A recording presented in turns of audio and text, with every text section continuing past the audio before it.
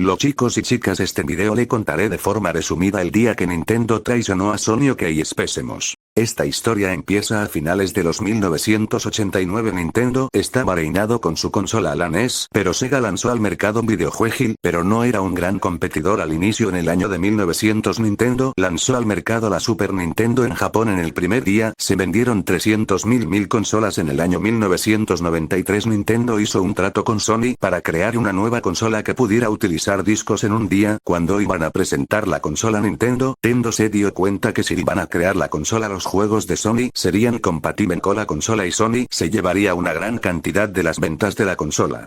En ese mismo día Nintendo dijo frente de Sony que harían la consola con Philips, el rival de Sony. En ese mismo instante Sony quedó con la cara de WTF. En el contrato con Philips decía que Nintendo le tenía que dar los derechos de sus personajes, y con esos derechos crearon una trilogía de Zelda y Mario. La próxima semana les traigo la historia de los juegos. Sigamos. Nintendo y Philips no llegaron a hacer la consola porque no llegaron a un acuerdo, pero Philips creó una consola con esa idea. Mientras tanto, en las oficinas de Sony estaban pensando qué hacer, pero un trabajador que se llama Ken Kutaragi él puso la idea que hagan una consola que pueda soportar discos. Los de Sony se la pensaron, pero Ken les convenció y ellos aceptaron. En 1994 Sony lanzó la legendaria PlayStation en una presentación.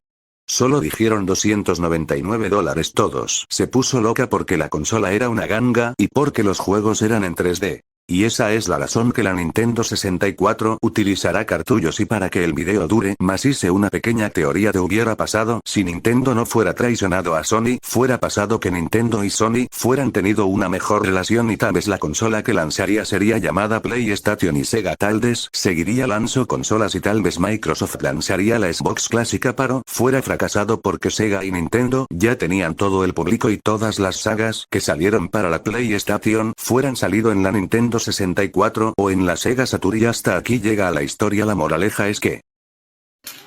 ¡Caca!